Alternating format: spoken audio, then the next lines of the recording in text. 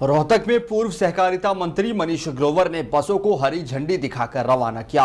नई बसें नई बस स्टैंड से मेडिकल और मेडिकल से हिसार बाईपास तक चलेंगी। इन 5 स्टार एसी बसों में मिलेगी आधुनिक सुविधाएं जैसे सीसीटीवी, पैनिक अलार्म, जीपीएस और लो फ्लोर एंट्री, और इनका किराया मात्र सिर्फ 10 से 20 रुपए होगा। हीट वेव में ये बसें साबित होंगी राहत की सवारी। रोहतक जीएम विपिन शर्मा ने बताया कि यात्रियों के लिए ये एक सुरक्षित और आरामदायक विकल्प होगा। वहीं मनीष ग्रोवर ने पहलगांव आतंकी हमले पर पाकिस्तान को भी आड़े हाथ लिया और कहा है कि यह आतंकी नहीं, पाकिस्तान के फौजी हैं और इसका जवाब जरूर दिया जाएगा। देखिए रोहतक से हमारे सहयोगी सुक्रमपाल की एक खास रिपोर्ट।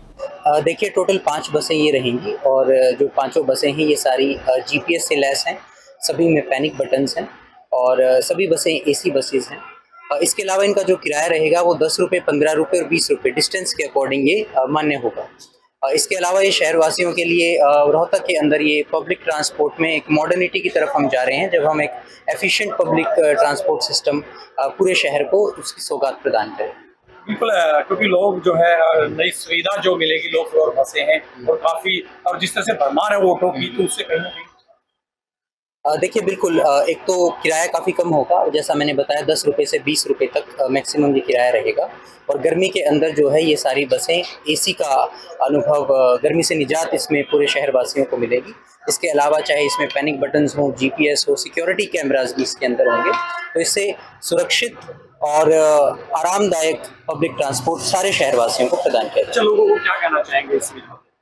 देखिए मेरी सभी शहरवासियों से अपील है कि आप जितना हो सके पब्लिक ट्रांसपोर्ट का उपयोग करें। जैसा हम देख रहे हैं कि क्लाइमेट चेंज एक बहुत बड़ा इशू है और खासकर पूरे उत्तर भारत के अंदर पोल्यूशन एक बहुत बड़ा चैलेंज हमारे सामने रहता है।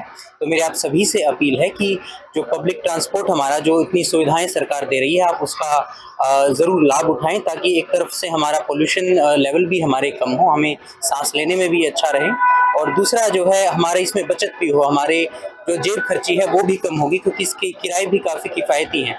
इसके अलावा जो है इसमें सुविधा भी मैंने आपको बताई, एसी बसेस हैं और तमाम प्रकार की सुविधाएं इसमें उपलब्ध रहेंगी। तो मैं सारे शहरवासियों से ये अपील करना चाहूँगा कि भरपूर मात्रा में बढ़ चढ़ करके हमारी लो फ्लोर एसी बसेस का, पब्लिक ट्रांसपोर्ट का आप उपयोग करें।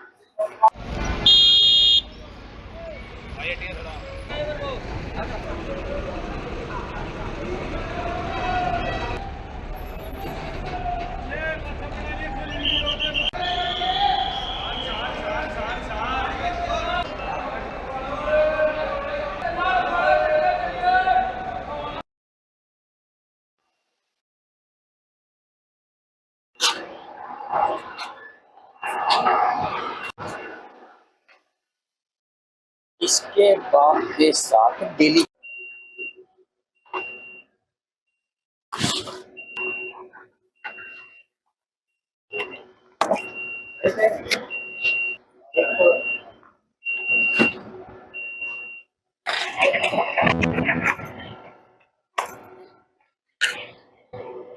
सीट की टिकट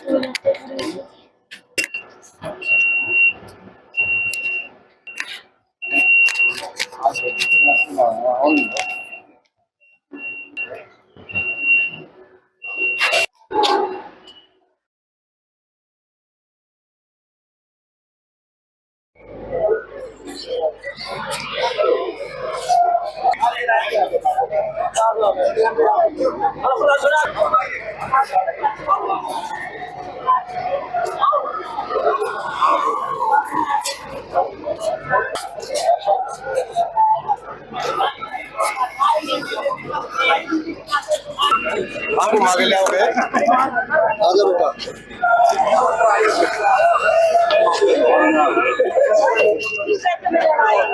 चला माता जी चला।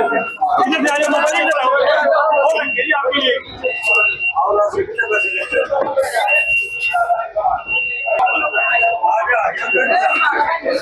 ठंडी हवा से। पापा।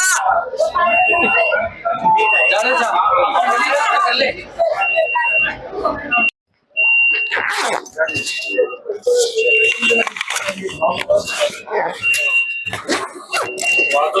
सही आप 3.5 है।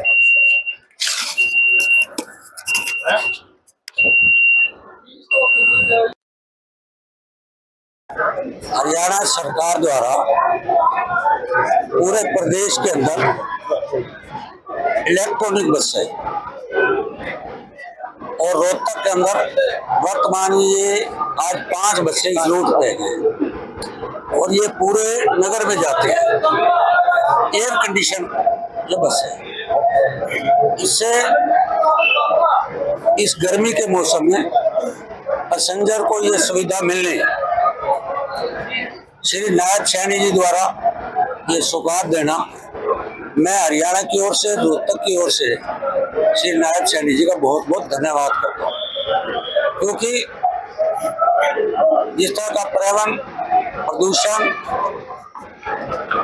को रोकने के लिए इलेक्ट्रॉनिक बसें चलाना, डीजल पेट्रोल द्वारा जो खपत वो महंगा और इलेक्ट्रॉनिक की जो लागत वो कम, इससे आम यात्रियों को बहुत बड़ा लाभ मिलेगा। अच्छा, इसके अलावा अगर सुविधा की बात करें तो क्या अलग सुविधाएं इस बस में दी जा रही है, क्योंकि जिस तरह से पैनिक अलार्म जो है इसमें जीपीएस है, एयर कंडीशन है और बैठने की सुविधा है और आप दिन भर इसमें से कितना भी घूम सकते हो। एक दूसरे व्हीकल पे ज्यादा इसका फेयर लगता है और इसमें कम लगता है। इससे व्यापारियों को और नागरिकों को और यात्रियों को बहुत बड़ा फायदा मिलता है। इसका संचालन कौन कर रहा है? हरियाणा रोडवेज द्वारा इसको संचालित किया जा रहा है। प्राइवेट इसका बताया जा रहा है, ड्राइवर है, ज्वाइंट वेंचर है बाबू जी, हरियाणा सरकार का और जीबीएम कंपनी ज्वाइंट वेंचर बताया गया, जैसे प्राइवेट और सरकार द्वारा उसे एग्रीमेंट में चलाया जाए। कितना फायदा होगा? ये तो आप यात्रियों से पूछ सकते हो कि इसका कितना लाभ है। मैंने जैसे अभी पूछा कि यहाँ से मात्र पावर हाउस तक सिर्फ 15 रुपए, 15 रुपए का आज के दिन कोई ज्यादा यात्री कर नहीं है, इसलिए यात्री किराया ज्यादा नहीं लग रहा। इसे मैं कह रहा हूँ इस एसी में जाना एक यात्रियों के लिए बहुत बड़ी भारी सुविधा है। एक आतंकवादी हमला इतना बड़ा हुआ, उसको लेकर क्या कहेंगे जो पहलगांव में? पाकिस्तान की बुखलाहट, पाकिस्तान भुखमरी में है। भारत सारे वर्ल्ड के अरब कंट्रियों ने उनका साथ देना बंद कर दिया, जिससे 370 धारा 35 खत्म होने के बाद जिस तरह वहाँ का टूरिज्म बढ़ रहा था, टूरिज्म को वहाँ पे हर चीज में सहूलत मिल रही थी। इसलिए मैं समझता हूँ ये आतंकवादी नहीं, ये वहाँ का जो फौजी है, जो वहाँ फौजियों के मन में जो एक भावना आई है हमारे खिलाफ, ये उनके लिए देश के प्रधानमंत्री और देश के 140 करोड़ लोग उनको ऐसा ठोकेंगे कि शायद पाकिस्तान भूल जाएगा कि किसके साथ भारत की जनता के साथ छेड़खानी की है। और धर्म पूछकर जिस तरह उन्होंने अत्याचार किया है, उनको मारा है, तो परमात्मा उनको माफ नहीं करे। अच्छा, एक धर्म पूछकर जो बात की जा रही है, मुसलमानों की विदाई हुई है, और वही अगर बात करें तो लश्कर-ए-तैयबा जिस तरह से उन्होंने इसकी जिम्मेदारी ली है आतंकवादी संगठन ने, तो क्या इंटेलिजेंस के पास कोई रिपोर्ट नहीं थी, क्योंकि सक्रिय बताए जा रहे हैं 1 महीने से उस एरिया में? जानकारी आप जिस सवाल को कर रहे हैं, मैंने कहा कि फौजियों ने वहाँ के पाकिस्तान के फौजियों ने ये योजना बनाई है। इस योजना में भारत के प्रधानमंत्री, भारत के रक्षा मंत्री, भारत के गृह मंत्री और देश के 140 करोड़ जनता इस पाकिस्तान को मट्टी में मिलाकर छोड़े।